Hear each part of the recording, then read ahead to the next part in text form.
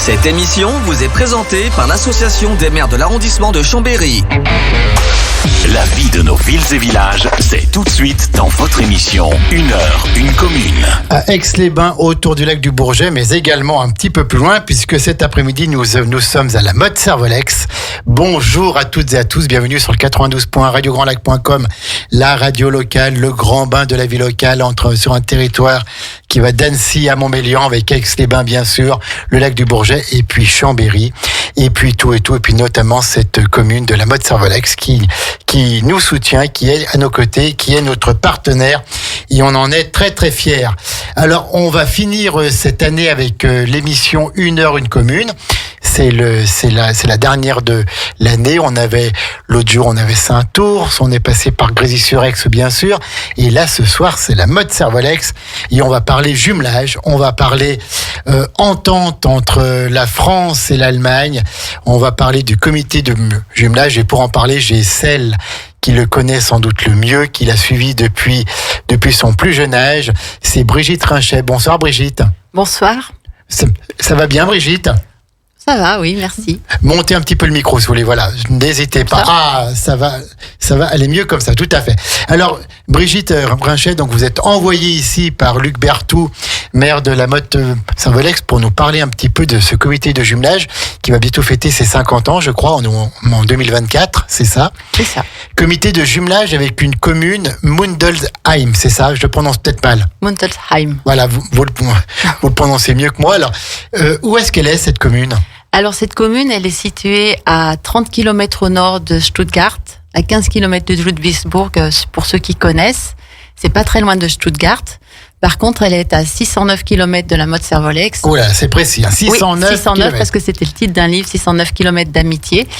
Et c'est vrai que les déplacements, il faut en bus, il faut une journée. Il faut compter une journée. Ouais, il faut une journée en passant par la Suisse et puis à Bâle, voilà, on monte Freiburg. On prend à droite et tout. Alors, un comité de jumelage qui est ancien, qui a 50 ans et qui fonctionne encore toujours bien. Oui, avec des projets aussi. Ouais, donc on en parlera après. Alors, quel est un peu l'historique de ce comité de jumelage ? Qu'est-ce que vous pouvez nous dire ? Eh bien, au départ, les comités de jumelage en France étaient portés essentiellement par les mairies. Et puis, au fil du temps, les Français, pas les Allemands, les Allemands fonctionnent toujours à l'ancienne, c'est-à-dire que c'est toujours les mairies qui les gèrent. Mais en France, ils se sont dissociés. Voilà. Oui. On leur a donné un petit peu une autonomie, quoi. Oui, mais oui, tout à fait. Par contre, on est toujours très étroitement liés. Tout ce qu'on fait, on le fait avec validation de la mairie. Enfin, c'est vraiment un travail en commun. Donc, 50 ans, ça a été créé donc en 74. Oui. Jacques Cochard était déjà le maire de la Motte Servolex. On était quand même 30 ans après la fin de la Seconde Guerre mondiale. On avait eu pendant le siècle la Première Guerre mondiale, la Deuxième Guerre mondiale. L'Allemagne était un peu notre ennemi héréditaire. Et malgré tout ça, il y a eu cette volonté de jumeler la Motte Servolex avec une commune allemande. Oui. Donc, et ça marchait tout de suite. Eh bien, c'est ce que j'ai toujours entendu dire. Enfin, il y a eu 2 propositions et qui n'ont pas été retenues. Et quand les communes de Mundelsheim et de la Motte se sont rencontrées, ça a été vraiment un coup de foudre. Je sais que monsieur Jacques Cochard avait emmené monsieur Hans Wetzel au sommet de l'Épine. Et là, c'est vrai qu'on a une superbe vue sur le lac, sur toute la commune. Et après, ils ont fait le voyage dans l'autre sens. Et vraiment, on peut dire que ça a collé. Voilà, tout à fait. Ça a marché tout de suite, quoi. Oui. Alors, présentez-nous un peu cette commune que vous connaissez bien, puisque je crois que vous y allez une fois par an maintenant. Oui. Alors, dites-nous tout sur cette commune. Où est-ce qu'elle se situe ? Combien d'habitants ? Puis je crois qu'il y a beaucoup de vignes là-bas. Complètement. C'est une ville qui repose dans un écrin de vignes. D'accord. Et pratiquement tous les Mundelsheimer ont une petite parcelle de vignes. Et ça doit être un petit peu comme le vin d'Alsace, à peu près. Il doit ressembler au vin d'Alsace, non ? Oui, mais maintenant, avant, c'était un vin qui était un peu, comment dire ? Enfin, je trouve que leur vin, je ne bois pas de vin, donc je ne vais pas tellement le vendre, mais pour ceux qui goûtent le vin, il y a vraiment eu de gros efforts de fait, et voilà, ils ont plusieurs... Beaucoup de blanc, je pense. Pas que, il y a des rouges aussi. D'accord, et puis il y a d'accord. des pétillantes, D'accord. notamment l'Orseco est très apprécié par la population mautraine. Enfin, du moins sur le stand du Salon des Vins, le Seco est bien D'accord. attendu. Parfait. Donc, une petite commune, combien d'habitants? Pas tout à fait 4000, ou juste 4000 à peu près. Et au départ, la ville de La Motte, quand il y a eu le jumelage, elles étaient à peu près similaires. Il devait y avoir à peu près 2000 et 4000 habitants, sachant que maintenant La Motte en compte 12 000. 12 000, oui. Voilà. La Mundelsheim, c'est une volonté politique de pas trop s'étendre et. C'est en campagne. Ben oui et non. Enfin oui, c'est en campagne. En fait, les villages sont ponctués dans le paysage, quoi. Mais donc on peut traverser la campagne, puis après on arrive sur la petite ville et puis ainsi de suite. Mais en même temps, on n'est pas très loin de Bétigheim. Enfin, il y a quand même des villes tout autour, donc c'est différent de chez nous. Vous aimez bien aller là-bas, vous devez connaître tout le monde maintenant, Oui. depuis le temps. Oui, je connais quand même pas mal de gens. Puis oui. Après, bien sûr qu'on aime bien y aller. Puis tous ceux qu'on emmène, ils nous disent que c'est le paradis. C'est le paradis. Oui, c'est vrai. Alors, comment s'est passé ce jumelage au départ? Quelles ont été les premières actions mises en place il y a 50 ans bientôt? Les premières Est-ce qu'il y a actions, eu oui. des échanges scolaires? Est-ce qu'il y a eu tout simplement Je crois qu'il y en a eu un échange scolaire, mais ça n'a pas été vraiment la force. Je pense que les forces, c'est les associations qui portaient le jumelage. C'est-à-dire qu'il y avait, à l'époque, les associations étaient peut-être plus investies que maintenant dans le jumelage, ça c'est sûr. Il y avait les pompiers, il y avait les donneurs de sang, qu'est-ce qu'il y a eu, la musique, enfin vraiment. Et donc, une association recevait. Et puis après, cette association partait de l'autre côté et ça crée des liens. C'était un échange entre associations au début. Oui, en fait, si on veut, c'était plus simple de trouver entre associations parce que il y avait quelque chose qui animait les personnes des deux côtés, quelque chose qui les rassemblait. Ça peut être de la musique, ça peut être dans le don du sang, ça peut être le don. Donc, il y a eu les agriculteurs aussi. Donc, il y avait vraiment un échange de façon de faire. Et ça, je pense que c'est un peu fort, surtout qu'à l'époque, on parlait pas la langue, ça c'est sûr. Il y avait beaucoup moins de dictionnaires, il n'y avait pas de téléphone, donc pour la traduction, c'était quand même compliqué.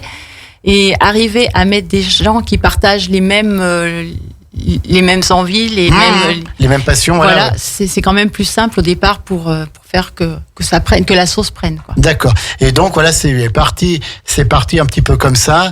Et puis vous me parliez tout à l'heure d'un pompier, voilà, qui était un petit peu réfractaire au début. Voilà, bon, on comprend par rapport à l'histoire, oui. mais quand même, en gros, ça s'est toujours bien passé. Toujours bien passé des deux côtés.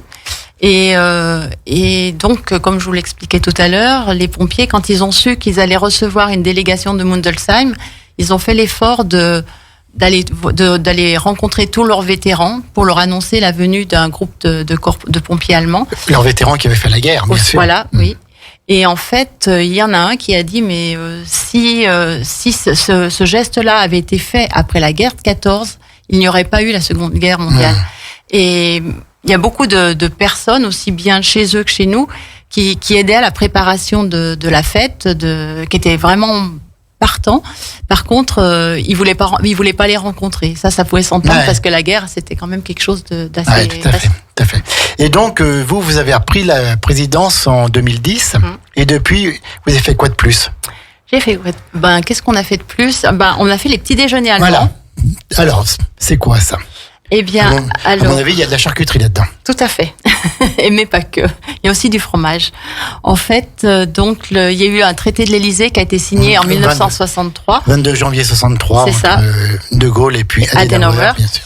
Et puis, pour le 40e anniversaire, je crois que c'était, je me rappelle plus les noms. En 2003, donc. En 2003, c'était Gerhard Schröder et Jacques Chirac. Ils ont décidé ont décidé à l'occasion de cet anniversaire de faire quelque chose pour la jeunesse. Il fallait qu'on organise quelque chose pour relancer un petit peu la langue, tout ça. Et donc, c'est de là que sont partis les petits déjeuners allemands. Et donc, depuis 2010, on accueille 250 jeunes tous ensemble à la salle des Pervenches, à la Motte. D'accord. Donc, des jeunes de la Motte Servolex. Oui. Alors, on a invité tous les CM2, CM1, CM2, des 4 écoles primaires de la Motte. et aussi les germanistes des 2 collèges. Donc la première heure consistait à prendre un petit déjeuner, donc avec des brötchen, des bretzels, du salami, de la charcuterie, du fromage, et puis du jus de fruits de la ville de Mundelsheim, puisqu'ils ont une coopérative de jus de fruits. Et puis après, la deuxième heure a été animée une partie par le comité de jumelage où on propose un vidéo quiz, une vidéo qui présente la ville de Mundelsheim, et puis il y a un quiz. Et pendant ce temps, l'autre moitié des élèves passaient dans un forum animé par les collégiens. Et donc là, il y avait plein de jeux et dans lesquels ils tournaient. Après, on a été un peu bloqué par le corona, comme tout le monde. Et on l'a redémarré l'an dernier sous forme de journée franco-allemande. Et donc là, on reçoit les 4 écoles, mais une par une. Mais chaque école vient avec 2 classes. Donc on reçoit les 250 jeunes de la même façon, mais répartis sur la journée. Il y a plus de petit déjeuner du fait de oui. Par contre, cette année, on va remettre les bretzels, je pense. Mais le jus de fruits est toujours le salami. Mais pas le salami. Et par contre, le jus de fruits est déjà là, il les attend déjà, puisqu'on le fait venir de Mundelsheim. Voilà. C'est super tout ça. Et est-ce que vous sentez que les jeunes motérains sont toujours intéressés par ce jumelage, ou peut-être que ça leur parle moins, puisqu'ils n'ont pas connu la guerre, ils ne comprennent peut-être pas l'importance qu'il y a, puisqu'ils s'entendent avec tout le monde, quoi. Oui.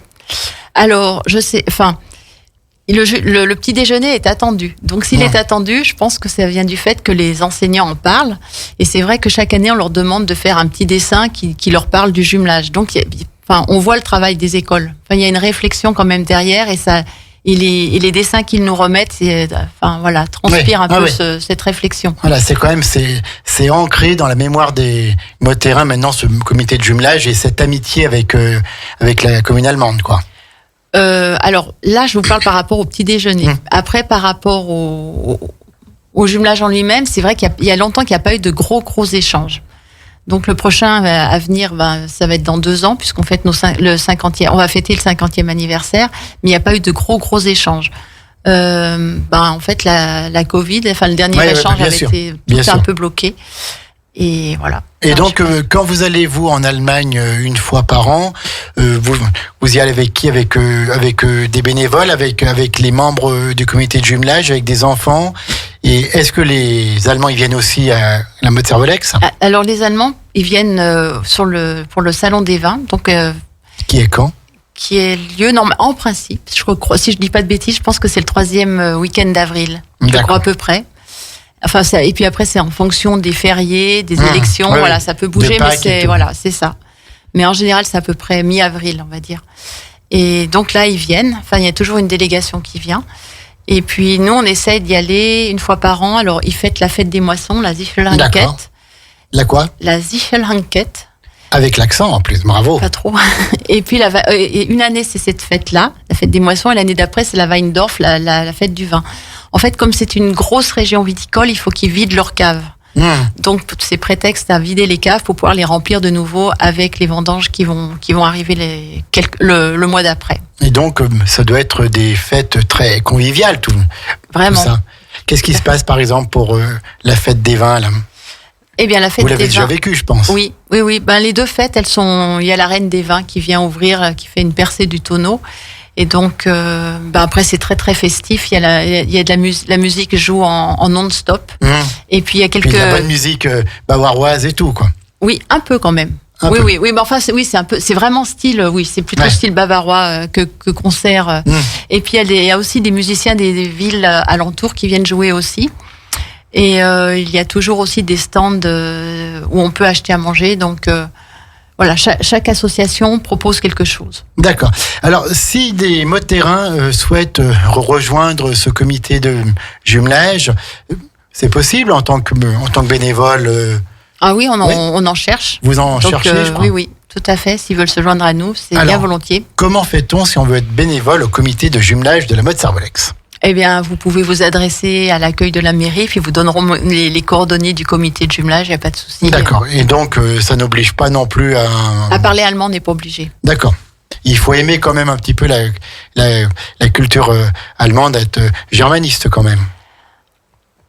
Germaniste, oui, aimer, Aimer. mais voilà, on a quand même plein de gens qui ne parlent pas allemand. Hein. Il n'y a pas de souci. De toute façon, le contact avec nos amis allemands, oui, bien sûr, on parle, mais on parle aussi anglais. Mais le jumelage, c'est quelque chose qui se vit. C'est vraiment, c'est d'abord le cœur avant que ça soit l'intellect. Moi, je dirais. Et donc, à Mundelsheim, donc, il y a aussi un comité de jumelage avec une association, avec un président ou une présidente. Alors, le comité de jumelage à Mundelsheim, il est porté par essentiellement le maire et Donc, une adjointe. Le bourgmestre. C'est ça, le Burgmeister. Le bourgmeister, ja. Oui, Ja. Boris Heitz. D'accord. Et, que l'on salue s'il nous écoute. Voilà, on va lui dire. Et puis la conseillère qui s'appelle Beate Fene. D'accord. Et donc, malgré 50 ans des deux côtés, ça a toujours perduré. Il n'y a jamais eu de temps mort, si ce n'est cette période du Covid, quoi. Oui, et encore, on est arrivé à communiquer. C'est amusant parce que on a très souvent les mêmes idées sans se concerter. Et nous, on s'est dit, pourquoi pas leur envoyer une papillote. En fait, ils sont presque 4000. On a acheté donc presque 4000 papillotes. Et on a envoyé tout ça à la mairie en demandant au maire s'il pouvait distribuer les papillotes à chaque habitant. Et c'est ce qu'il a fait. Et nous, en retour, on a reçu un calendrier. Alors, il y en avait pas autant que le nombre mais on les a remis aux associations de façon à ce que beaucoup de personnes puissent le partager. C'est beau cette amitié, ces échanges qui perdurent malgré le temps, parce que c'est vrai que ça pourrait s'essouffler un peu. Et non, il y a toujours cette flamme entre la Motservolex et Mundelsheim. Oui, en fait, c'est notre rôle de veiller à ce que cette flamme, elle ne s'éteigne pas. C'est pour ça qu'on s'y rend toutes les années, parce que c'est une amitié. Si on entretient les gestes d'amitié, elle perdure. Si on commence à moins se voir, forcément, on se perd de vue et puis après, on n'ose plus reprendre contact. Tout à fait. Donc, nous, on est là pour souffler sur les braises et que l'amitié, elle reste bien présente. C'est très, très beau. On parle du comité de jumelage de la Motservolex. Il a un nom particulier, ce nom? Non, pas du tout. C'est le comité de jumelage avec Mundelsheim. Et donc, en Allemagne, on va marquer une pause musicale. C'est vous qui avez choisi le titre. Oui. Est-ce que vous pouvez nous le présenter? Je vois qu'il était un peu de circonstance. 99 Luftballons de Lena. Ça doit vouloir dire 99... Ballons. Ballons, c'est pour la paix. Voilà. Écoutez, on écoute ça tout de suite. On est à la Motservolex pour 1 heure, 1 commune. Et c'est le dernier rendez-vous de l'année avec Brigitte Rinchet, qui est la présidente du comité de jumelage. Je reviens tout de suite, ne partez pas. À Aix-les-Bains et autour du lac du Bourget, Radio Grand Lac, la radio de l'identité locale. Cette émission vous est présentée par l'Association des maires de l'arrondissement de Chambéry. La vie de nos villes et villages, c'est tout de suite dans votre émission 1 heure, 1 commune. De retour dans 1 heure, 1 commune sur le 92.radiograndlac.com. Donc c'est le grand bain de la vie locale. Et là, nous sommes en direct avec la Motservolex, avec Brigitte Rinchet, responsable, présidente même du comité de jumelage qui unit la Motservolex à cette belle commune allemande de Mundelsheim. Je prononce bien, hein. Voilà, ça y est, ça rentre. Alors, on a parlé un petit peu dans la première partie de l'historique du comité de jumelage, de ce qui se passait, des actions qui avaient été menées pour développer les liens fraternels entre ces deux communes. Puis là, on va parler un petit peu de l'avenir. Alors, ça commence notamment par une semaine allemande au mois de janvier, là. Oui. Qu'est-ce qui va se passer, Brigitte? Dites-nous tout. Alors, parlez bien dans le micro, Brigitte. Depuis quelques années, la bibliothèque des Deux Mondes de la Motservolex s'est associée... Je crois que vous travaillez là-bas en plus. C'est ça, depuis 4 ans. Et donc, elle s'est associée à notre action. Et pendant 1 semaine, on va accueillir une exposition interactive du traité de l'Élysée et d'Aix-la-Chapelle. Et donc, au cours de cette exposition, les enfants vont pouvoir venir et elle s'accompagne de jeux de piste. Ouais. Donc c'est quelque chose d'assez nouveau. Je peux pas trop vous en dire plus parce que on garde la surprise. Et puis la bibliothèque s'associe aussi sur une après-midi jeu. Donc il y aura des jeux, des histoires, et puis on va proposer effectivement la visite de cette exposition. Donc les jeux sont en français ou en allemand, ça marche comment? Eh bien là, je sais qu'il y a des histoires de QR code. Donc voilà. Je pense qu'il y aura du français quand même. Hein. Il y aura du français et l'allemand. Oui, C'est ça un jumelage. Il y tout a, à fait. il y a les deux langues. Et puis on a eu la chance aussi la commune se propose de projeter un film le vendredi 20 janvier à 15h à la salle Saint-Jean. C'est Auf Augenhöhe, d'égal à égal. Et c'est un film qui a eu un prix jeunesse. Donc on encourage et les collégiens, et d'ailleurs s'il y a des classes qui veulent s'inscrire, ils peuvent appeler le service animation, parce qu'il y a un support pédagogique qui est vraiment très très bien fait. Donc c'est un film en allemand, c'est un film Oui, d'accord. sous-titré en français, mais qui Sous-titré sera en projeté en français. allemand. Et qui raconte quoi en gros? Est-ce qu'on peut donner un petit peu l'histoire c'est un peu sur la différence. C'est l'histoire.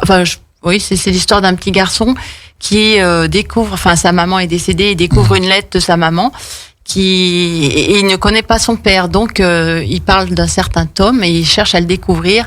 Et quand il découvre son père, il correspond pas tout à fait à ce qu'il avait imaginé. Donc ça parle de la différence, de l'acceptation de Une belle l'autre. histoire Donc quand c'est même, une très belle histoire, oui, franchement. Un Oui. film plein de valeurs. Donc c'est le 20 janvier à 15h à la salle Saint-Jean. Il faut s'inscrire avant ou on peut y aller comme ça? Alors s'il y a des écoles, bien sûr qu'il faut s'inscrire avant. Sinon, pour le public, vous pouvez vous venez Voilà.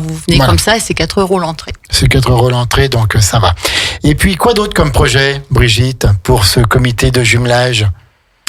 Quoi d'autre comme projet? Là, on va bientôt on va bientôt s'atteler au 50e. Donc c'est vrai que Donc en 2024? en 2024, oui.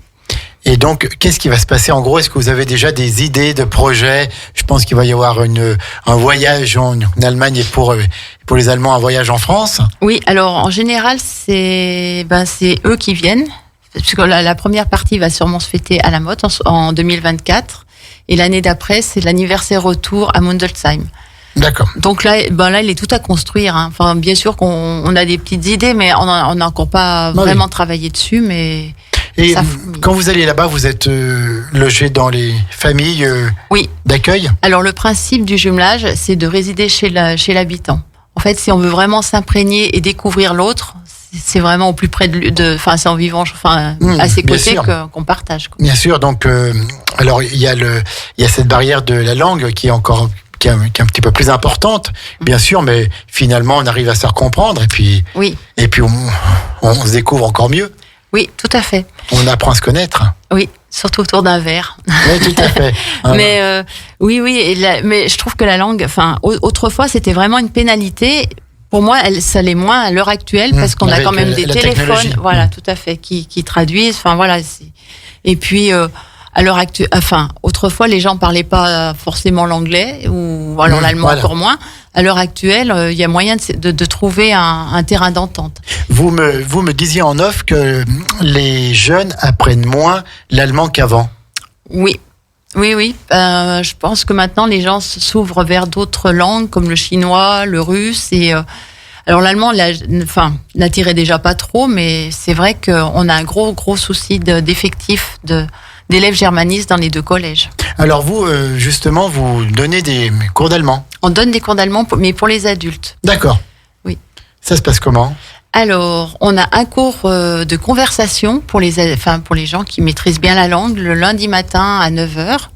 Et puis, on a un autre cours tous les jeudis tous les 15 jours, un cours de 2 heures, et c'est pour les cours intermédiaires. Donc, les deux cours sont animés par des professeurs d'allemand. Et ça se passe où? Toujours à la Motte Servolex. Oui, mais à la maison des associations. à la maison des associations, d'accord. Et vous-même, vous parlez allemand correctement? Non, pas vraiment. Pas Je vraiment? devrais retourner au cours. Ah, Mais j'arrive à me faire comprendre. Et donc, vous me correspondez souvent, je pense, avec les responsables, Oui. avec le maire, le bourgmeister, Oui. et puis son adjoint, notamment là, au moment des fêtes, où vous présentez les vœux, vous échangez souvent, quoi. Oui, tout à fait. Alors, un peu en allemand et puis un peu en français aussi. Et puis, voilà. Ils parlent français, eux? Certains parlent très bien. Les maires ne parlent pas les langues. Les deux maires ne parlent pas les D'accord. langues, ni l'allemand ni le Le français. maire de la Motte ne Non. parle pas l'allemand. On lui a proposé de venir au cours, mais je crois qu'il a un planning qui est quand même pas mal rempli. Il est peut-être un petit peu pris. En tout cas, donc, ça marche encore. Vous me disiez qu'il vous manquait peut-être un petit peu de jeunes, qu'il fallait rajeunir un peu ce comité de jumelage. Oui. Donc, si vous avez un appel à passer, qu'est-ce que vous recherchez exactement? Des jeunes qui aiment l'allemand, qui aiment l'Allemagne, qui connaissent même l'Allemagne pour y être allés eux-mêmes? Oui, mais on n'est pas forcément. Enfin, comme là, on va avoir des animations. On a besoin de volontaires pour installer, c'est vraiment pour le contact. Et puis aussi, comme là, on parlait du 50e anniversaire.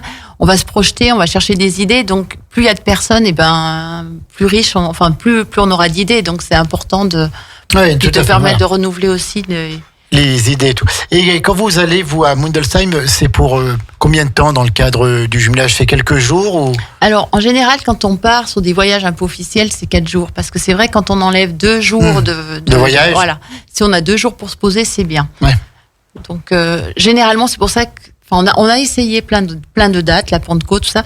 La date qui vraiment fonctionne le mieux, pour l'avoir testé sur les 50 ans, ça reste l'Ascension. Parce qu'on a 4 jours, on part le jeudi, on revient dimanche. Et vous revenez le dimanche. Comme ça, il y a le vendredi et le samedi là-bas complet, quoi. Oui. 6 heures de route, hein. Oui, 6 heures, en car, sachant qu'il y a des pauses. Ouais, voilà, il y a des pauses obligatoires. Oui, tout à fait. Donc, bien sûr, pour les transporteurs. Oui.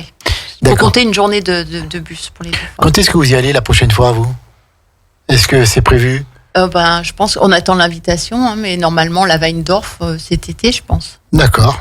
Et vous y allez tout le temps, donc vous emmenez du monde avec vous? Alors oui, quand les gens sont disponibles, c'est pas toujours. Et quand on peut se tenir un stand à l'occasion de la Sichel Enquête, on essaye. On a eu proposé du fromage, voilà. Après, vous montez aussi des produits du terroir. Oui, pour faire découvrir. Et franchement, ils attendent l'atome, le reblochon. Il y en a qui sont fans de reblochon aussi. Voilà, on emmène du fromage de Savoie et ça marche bien. Un petit peu de vin de Savoie aussi. Un petit peu de vin aussi. Oui. D'accord. Donc comme ça, vous faites des échanges gustatifs avec eux. Tout à fait, oui. Et qu'est-ce que vous aimez le mieux là-bas, dans cette commune de Mundelsheim? Qu'est-ce qui vous fait vibrer? Qu'est-ce que vous préférez? L'endroit, le produit, la gastronomie? Qu'est-ce que vous aimez bien quand vous allez là-bas? Alors, ce que j'aime bien, oui, la gastronomie, j'aime bien. Les Maultaschen. Alors, c'est quoi ça? Ça ressemble à un très gros ravioli, on va dire, qui est farci aux épinards, à la viande et qui se mange dans une soupe. Après, il y a les Spätzle que j'aime bien aussi. Bien sûr. La Kartoffelsalat. Donc, salade avec des patates, là. C'est ça.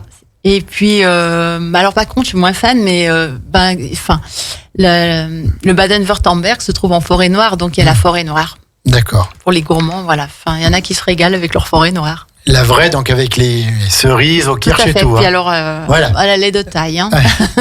Il y a ce qu'il faut. Et au niveau du tourisme, là-bas, quels sont les endroits à voir absolument, les endroits les plus touristiques, ou même peut-être un petit peu plus loin, les endroits que vous connaissez bien, que vous ne manquez pas? Alors Ludwigsburg avec son château, ça c'est clair que c'est magnifique. Par contre, Mundelsheim, quand on se promène et qu'on va sur les coteaux de la vigne, on a un panorama qui est magnifique puisque le Neckar enlace. Le Neckar, c'est un affluent du Rhin. Il enlace quand même la ville et franchement, c'est joli. Puis je pense que quand on est là-bas, en fait, on a déposé tout. De fait de changer de langue peut-être, et puis on laisse tous nos soucis en France.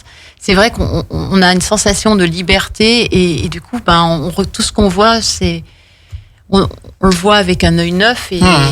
Et vous êtes toujours accueillis chaleureusement, quoi. Vous êtes attendus. Tout à fait, oui. D'accord. Oui. Et vous, quand les Allemands ils viennent là, vous leur faites faire quoi? À la Motte, ça vous laisse où est-ce que vous les emmenez? Quel paysage vous leur montrez? Qu'est-ce que vous leur faites manger? Qu'est-ce qu'on leur fait manger? Une fondue? Ça arrive, oui, une fondue, on a déjà fait. Ouais. Les dios, oui, mais qu'est-ce qu'on a fait les dernières fois? C'était des barbecues, ça dépend. Voilà. Par contre, on les a emmenés à la Croix du Nivolet. Bon, c'est vrai que c'est pareil, quand ils viennent, ils apprécient le paysage, ils aiment la marche. Ils souhaitent à chaque fois. Il y a un groupe qui nous demande de faire le tour du Mont Blanc, mais c'est pas évident de mettre en place. Ouais, puis là, ça demande déjà d'être un petit peu connaisseur. Oui. Voilà. Hein. Et je sais que sur un des derniers échanges, on avait projeté une balade du côté de Chamonix, mais au dernier moment, la météo était capricieuse, ce qui fait que on s'est rabattu justement autour de la croix du Nivolet où le temps était quand même plus clément, mais c'est vrai que voilà, ils sont friands de décors qu'ils n'ont pas parce que c'est quand même plus plat comme paysage. Oui, d'accord. Oui, c'est assez plat. Il y a la forêt noire et puis après c'est un petit peu la plaine du Rhin, quoi. D'accord. Eh ben, écoutez, en tout cas, les 50 ans donc du comité de jumelage en 2024. Donc, on prévoit un gros événement. Et puis, on appelle les jeunes de la Motte Servolex à toujours être intéressés par ce comité de jumelage, par cette amitié franco-allemande, parce que pour eux, c'est logique, c'est normal. Mais pour nos aînés, c'était pas si normal que ça d'être amis et d'échanger avec le peuple allemand, avec une commune allemande. Il a fallu des gens de courage qu'ils fassent. Donc on parlait bien sûr de Jacques Auchard et puis d'autres personnes aussi à la Motte Servolex qui y ont cru. Oui, tout à fait. Et puis vous qui êtes là pour entretenir cette flamme. Donc on répète un petit peu juste les événements du mois de janvier, si vous le voulez bien. Alors, le mois de janvier, il y aura donc... Parlez bien dans le micro. Oui. Voilà. Alors, il y a une semaine franco-allemande du 18 au 28 janvier à la Bibliothèque des Deux Mondes, où vous aurez la possibilité de voir une exposition qui relate du traité de l'Élysée, du traité de l'Élysée au traité d'Aix-la-Chapelle. Et puis, il y aura surtout un mercredi après-midi, une après-midi festive autour de l'Allemagne, avec des jeux, des histoires... Et puis bien sûr la visite de l'exposition et aussi une dégustation de nos jus de fruits de Mundelsheim. Et puis j'ai oublié de vous parler, mais donc le 27 janvier, il y aura la journée franco-allemande pour les jeunes, mais le 28 janvier, il y aura une choucroute aussi on organise une choucroute. On y vient quand même à cette fameuse choucroute. Oui, la choucroute. On y vient. Pour les mautrins qui sont intéressés. Alors c'est où cette choucroute ? À la Halle de Crou, qui se trouve derrière la mairie. Et donc... manger sur place ou c'est à emporter ? Avant on le faisait, maintenant du fait de la Covid, c'est plutôt à emporter. C'est à emporter, donc avec une bonne choucroute qui est faite sur place ou qui vient d'Allemagne ? Non. Qui est faite sur place, voilà. Mais en tout cas pour penser aux amis allemands qui adorent la choucroute, et on la partage avec eux. Donc plein de projets, puis vous travaillez dès maintenant sur les 50 ans de ce comité de jumelage. Oui, tout à fait. Donc, écoutez, Brigitte, on va vous dire merci pour tout ce que vous faites. Merci à tous les bénévoles du comité de jumelage qui nous écoutent et qui vous accompagnent. Et puis, on va souhaiter encore bon vent à cette amitié entre la Motte Servolex et Mundelsheim, entre cette amitié franco-allemande. Et comme vous le disiez tout à l'heure, si on avait fait ça après la terrible Première Guerre mondiale, peut-être qu'on n'en aurait pas été où on est allé après. Bref, c'est l'histoire et on ne l'a... On la réécrit pas. Voilà, tout à fait. Mais en tout cas, il a fallu du courage pour dès 74 partir avec un jumelage avec une commune allemande et vous continuez à faire vivre tout ça. C'est bien ça. Merci de m'avoir écouté.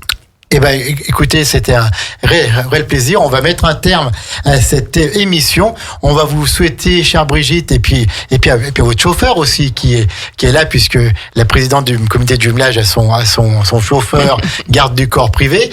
On va vous souhaiter de bonnes fêtes de fin d'année. On va vous souhaiter un joyeux Noël. Et puis je crois que vous avez encore un petit mot à dire. Eh ben, j'allais vous le dire en allemand. Frohe Weihnachten und ein glückliches neues Jahr. Eh ben, Dankeschön. Dankeschön, ouais, tout à fait. Il y a le Bitteschön qui vient après. Merci beaucoup. Puis encore longue vie au comité de jumelage. Et on attend avec impatience les 50 ans. Donc, en 2024. Et puis, le dernier titre, là, c'est vous aussi qui l'avez choisi. Et je crois que vous aimez bien le groupe ABBA. Merci. Donc, écoutez, on va passer à bas. On vous souhaite une bonne soirée à toutes et à tous avec la playlist. Je vous retrouve demain. Enfin, je serai là, mais c'est Sébastien. Demain midi, après le flash info de Maxime. Alors là, ce sera de l'anglais. Ce sera notre cours d'anglais avec Singing English. Il va prendre comme tous les 15 jours un succès de la variété anglo-saxonne et il décortique les paroles et on apprend donc le vocabulaire, la grammaire, la prononciation. C'est demain midi. Et puis ensuite, on va couper un petit peu. On va laisser nos animateurs et bénévoles en vacances, en repos pour ces fêtes de fin d'année qu'on vous souhaite excellentes à toutes et à tous. Bonne soirée à l'écoute de Radio Grand Lac 92.1, radiograndlac.com. Bonne soirée Brigitte. Bonsoir, merci.